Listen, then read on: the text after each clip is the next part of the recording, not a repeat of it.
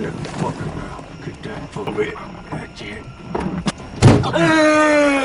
story opens with a man named Harlan DeGroat watching a movie in his car at a park. His girlfriend sits beside him, teasing and mocking him. Furious at her remarks, Harlan violently slams her face into the dashboard. The noise draws the attention of another man nearby who is also watching the movie. A man stepped in to defend Harlan's girlfriend, but the confrontation quickly turned violent and Harlan viciously beat him. Meanwhile, in another part of Pennsylvania, Russell Bays was working at a steel mill. After finishing his shift, he drove home and noticed his brother Rodney Bays Jr.'s car parked outside a racetrack. Curious, Russell stopped and walked over, finding Rodney just after he had lost a horse race bet. Seeing this, Russell began to wonder where his brother got the money to gamble. Rodney confessed that he had borrowed it from John Petty, a loan shark who owned a bar and ran illegal businesses. Russell was angry that his brother had gone into debt just to gamble, but he couldn't bring himself to scold the only brother he truly cared about. The next day, Russell visited his bedridden father, who was being cared for at home by his uncle, Red Bays. There, he met Rodney again and learned that his brother was a soldier preparing to return to Iraq. After visiting his father, Russell went to see John, the loan shark who had lent Rodney the money. As Russell approached John's room, he noticed John talking with a man who spoke in a threatening tone. It was Harlan. Ignoring the tense atmosphere, Russell walked in without knocking, which irritated Harlan when Russell confronted him. After Harlan left, Russell gave John his monthly paycheck to pay off part of Rodney's debt and promised to settle the rest with his next salary. Russell asked John not to tell Rodney about what he had done. Afterward, he stayed at the bar for a few drinks before heading home. That night, he drove under the influence on an empty road. Suddenly, another car came down the slope and stopped in his path. Russell didn't have time to react and crashed directly into it. Tragically, the car Russell hit was carrying a mother and her young child. When he got out to check, he was horrified to realize that both had died because of the crash. The accident led to Russell being sentenced to 8 years in prison. While Russell was in prison, his brother Rodney visited him regularly, but his girlfriend, Lena Taylor, never came. During one visit, Rodney told Russell that he was being deployed to Iraq and might be gone for a long time. Years later, after finishing his military service, Rodney returned home.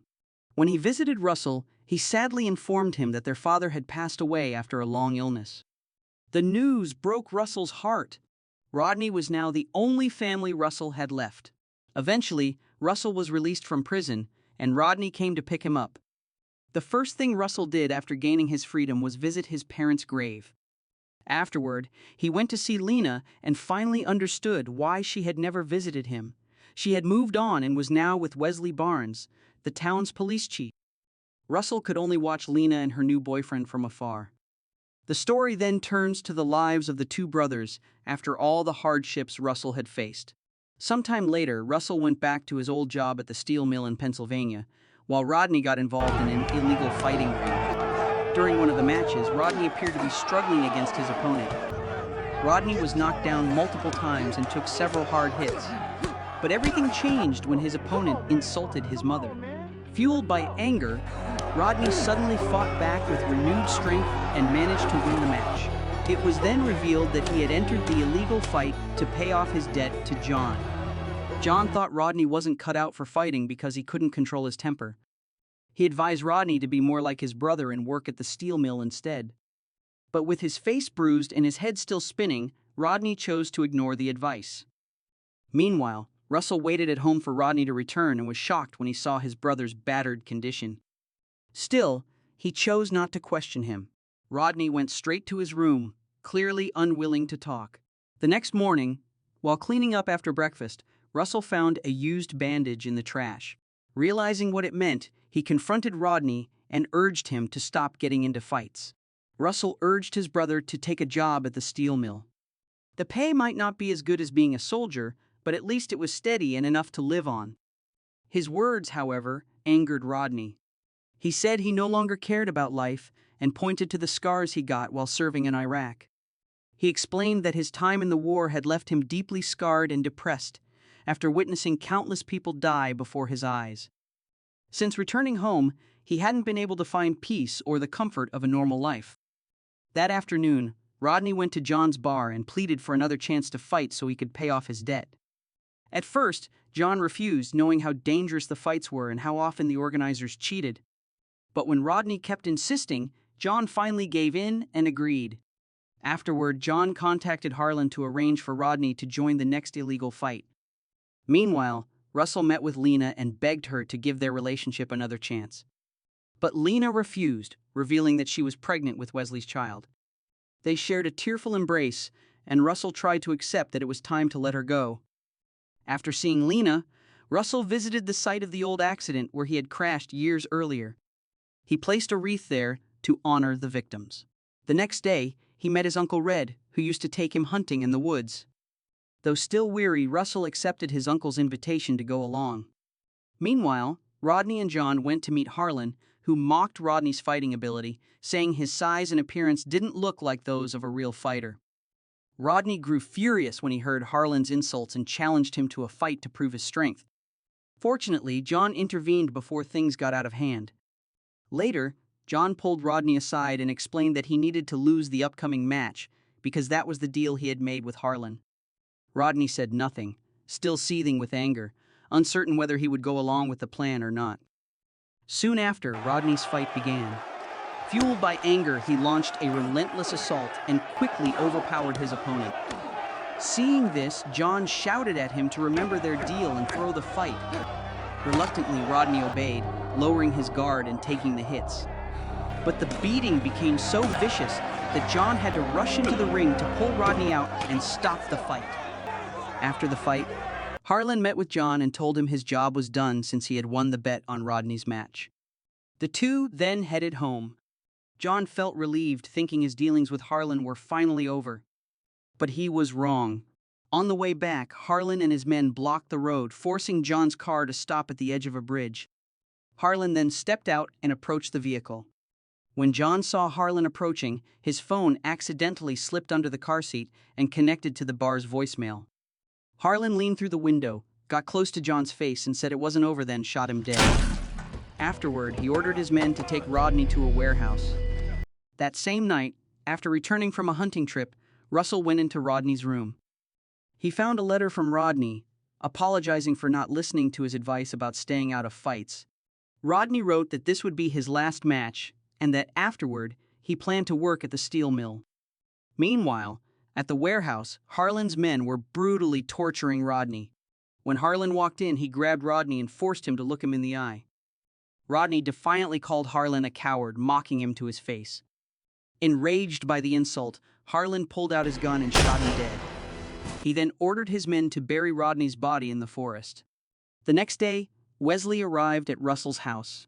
At first, Russell thought he had come because of his past relationship with Lena. But Russell was mistaken. Wesley hadn't come because of Lena. He was there to deliver the news that John had been found dead in the forest.